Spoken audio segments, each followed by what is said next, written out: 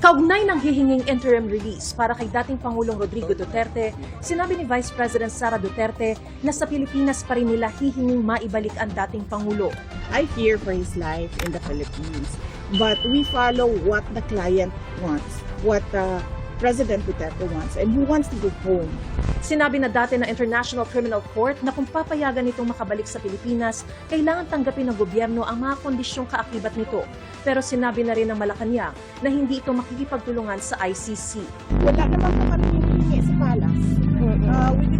We did not ask for the palace for anything. Well, that is something that they have to think about.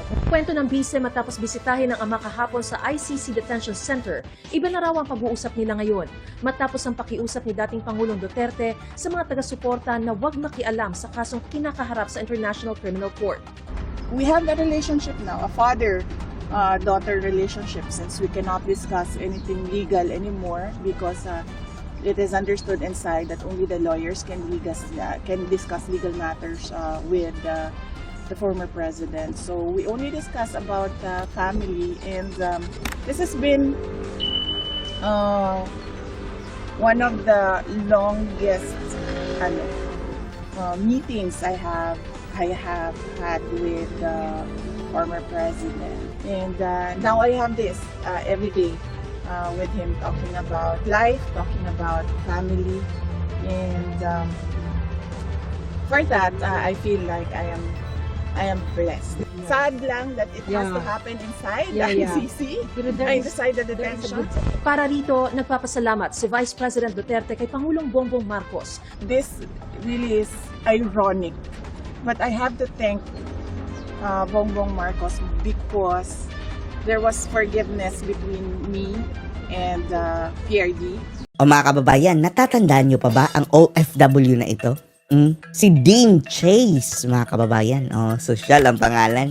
Na matapang na inihayag ang kanyang nalalaman, mga kababayan, sa di umano'y nangyari kay Madam Liza Araneta Marcos doon sa Amerika. Na kung saan nabanggit niya, mga kababayan, na isa sa mga personalidad doon ay yung anak ni Gwen Garcia na si Cristina Frasco at ang asawa ni Frasco na si Duke Frasco na kasama ni Admiral doon sa Amerika. After ng pasabog na iyon, mga kababayan, nitong OFW ito, ay kinuyog daw siya, mga kababayan, ng mga taga-suporta ni Governor Garcia. Si Governor Garcia, mga kababayan, na anya ngayon ay BFF na daw ni Madam Admiral. Na close na ang dalawang Disney princess, mga kababayan. At nagbigay po ng rason ng OFW, mga kababayan, si Dean Chase. By the way, i-follow po ninyo ang kanyang Facebook account, mga kababayan. Dean Chase. Hanapin nyo sa Facebook, mga kababayan, at i-follow. Nagbigay po siya ng mga dahilan, mga kababayan, kung bakit nagkakandara pa sa pagdepensa daw, mga kababayan, itong grupo ni Garcia dito sa issue sa pangyayari doon sa Amerika. Kaya daw kinukuyog siya. Panoorin niyo po, ha. So, init akong ulo, no? Glab. Sabi niya, mga kababayan, mainit ang ulo niya. Ang ulo. Wala pa namang buhok ang kababayan natin. Uminit ang ulo.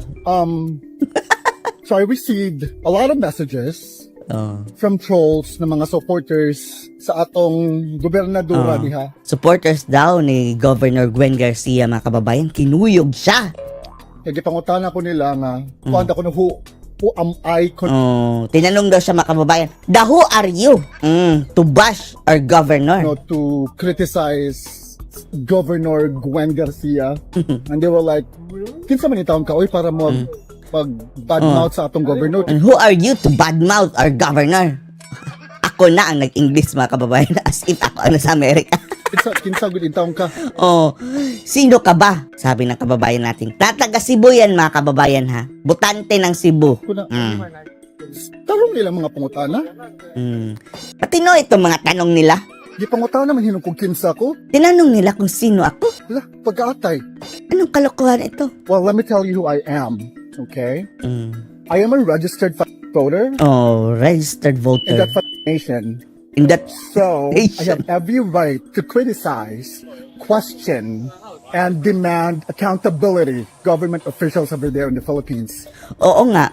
Pero delikado itong kababayan natin, mga kababayang OFW. Dahil Alam naman natin yan si Governor Gwen Garcia eh. Hindi tayo makikisawsaw dyan sa kanilang away mga kababayan ha. Pero notado itong si Governor Garcia mga kababayan na kinakasuhan ang mga bashers niya. Oo.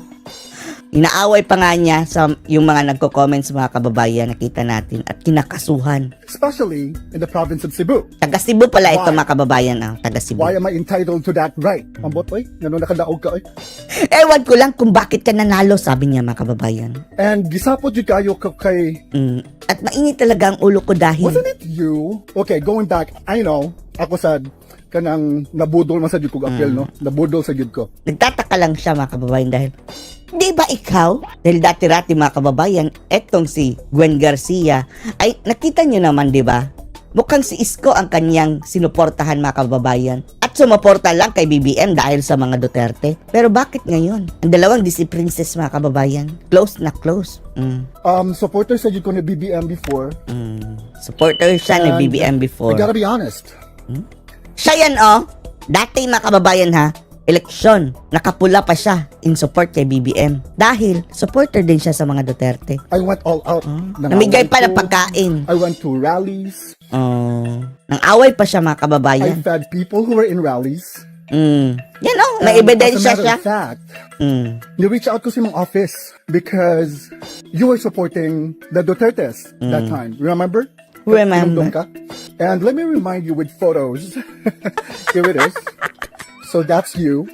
Oy, bata pa si Gwen, oh. Medyo mataba pa siya dati, oh. Nung kasama pa niya si VP Sara Duterte, blooming na blooming siya mga kababayan. Pero nung kasama na niya si Admiral, parang pumayat si Madam. I don't know where I'm going to put the photo, but it's definitely there. So you supported the Dutertes. Oh, batang-bata pa siya noon, no? Nung kasama pa niya ang mga Duterte, mga kababayan. Back in the day, when it was cool to support them, from the looks of it. And I reached out to your office. Kay nagka-idea ko nga magpakaon ko sa mga supporter ni Duterte. Dahil nagka-idea ako na magpa-feeding ako sa mga supporter ng mga Duterte, nag-reach out ako sa office mo, sabi niya. And the BBM, And the BBM supporters din ha. kay daghan yun kaayo ang mga supporters sa Gutino nato sa Cebu. Dahil napakaraming supporters sa atin sa Cebu. And wasn't it you who said that you don't trust BBM as a president? Sinabi pala sa kanya mga kababayan, pumunta sa office eh. Sinabi daw ni Gwen Garcia na hindi daw siya nagtitiwala kay Ngagva na magiging presidente.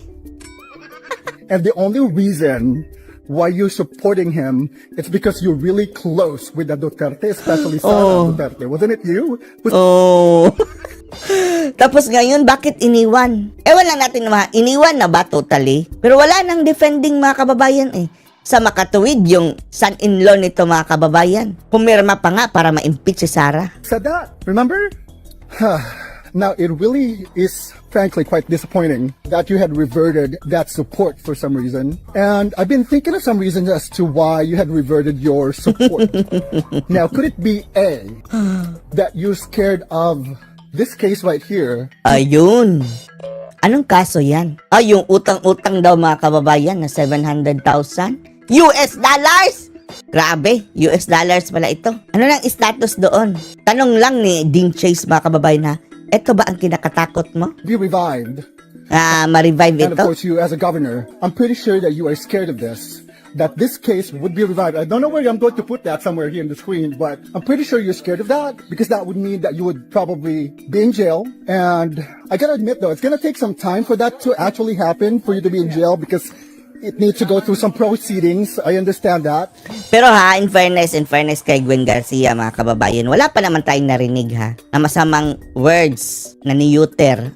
Ewan lang natin kung hindi lang natin nakita, pero wala pa naman siyang masamang words na ni-uter mga kababayan, no? Laban sa mga Duterte. Although, yung kanyang son-in-law mga kababayan, pumirma na ma-impeach si VP Sara. Or let it be. Pero kapansin-pansin din mga kababayan ang closeness ha ni Governor sa mga Marcoses na mga kababayan. Is this true? Well, I gotta admit, that's a lot of money. 150,000. Oh, ang tinutukoy niya dito mga kababayan, yung posibleng mga natanggap na mga kongresista, hindi natin alam kung anong tinutukoy nilang natanggap, malamang via projects mga kababayan. Which is, ang tinutukoy nilang kongresista, yung son-in-law nito na si Duke Frasco. No, not even 150,000. It's 150 million. Hmm. That's a lot of money. I gotta Tanong admit lang niya ha, tanong lang niya yan. that.